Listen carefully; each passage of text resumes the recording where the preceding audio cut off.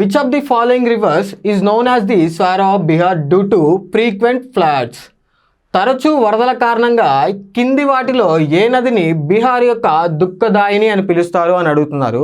ఒకసారి మనం ఆప్షన్ చూసినట్టయితే గంగా, కోసి, మహానది, బ్రహ్మపుత్ర ఈ 4 రివర్స్లో ఏ నది బీహార్ యొక్క దుఃఖదాయిని అని పిలుస్తారు అని అడుగుతున్నారు. ఒకసారి మనము ఆప్షన్ బిలో ఉన్నటువంటి కోసి రివర్ని కనుక చూసినట్టయితే ఈ కోసి రివర్ని బీహార్ యొక్క దుఃఖదాయిని అని పిలుస్తారు. అసలు ఎందుకు బీహార్ యొక్క దుఃఖదాయిని అని పిలుస్తారు అంటే ఈ యొక్క కోసి రివరు హిమాలయన్ రివర్. ఈ యొక్క కోసి రివరు ఏ నదికి ట్రిబ్యూటరీ అంటే గంగా నదికి ట్రిబ్యూటరీ. ఈ యొక్క హిమాలయన్ నది అవ్వటం వల్ల దీంట్లో ఫ్లడ్స్ అనేవి ఫ్రీక్వెంట్లీ వస్తూ ఉంటాయి.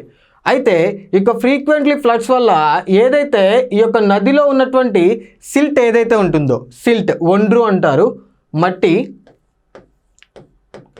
సిల్ట్ ఏదైతే ఉంటుందో దాన్ని ఆ యొక్క పరివాహక ప్రాంతంలో మొత్తం కూడా తీసుకొచ్చి ఈ యొక్క బీహార్లో డిపాజిట్ చేయడం జరుగుతుంది. బీహార్లో డిపాజిట్ చేయడం వల్ల ఏమవుతుంది అంటే ఈ యొక్క కోసి రివర్ యొక్క పాత్ అనేది మూసుకుపోతూ ఉంటుంది.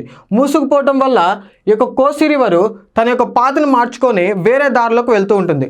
దానివల్ల గడిచినటువంటి 250 ఇయర్స్లో ఈ యొక్క కోసి రివరు 120 కిలోమీటర్స్ యొక్క మేరకు ఈ యొక్క తన యొక్క పాత్ని చేంజ్ చేసుకుంది. దీనివల్ల ఏమైంది అంటే బీహార్లో ఉన్నటువంటి ఏదైతే దీని యొక్క పరివాహక ప్రాంతంలో ఉన్నటువంటి బీహార్లో ఏదైతే అగ్రికల్చర్ ల్యాండ్ కానీ, హోమ్స్ కానీ, ఏదైతే రూరల్ ఏరియాలో ఉన్నటువంటి ఎకానమీ మొత్తము ఈ యొక్క కోసి రివర్ యొక్క ఫ్లడ్స్ వల్ల ఎఫెక్ట్ అయ్యి ఆ యొక్క బీహార్ యొక్క రూరల్ ఎకానమీ మొత్తం దెబ్బతింటుంది. సో దానివల్ల ఈ యొక్క కోసిని బీహార్ యొక్క దుఃఖదాయిని అని పిలుస్తూ ఉంటారు.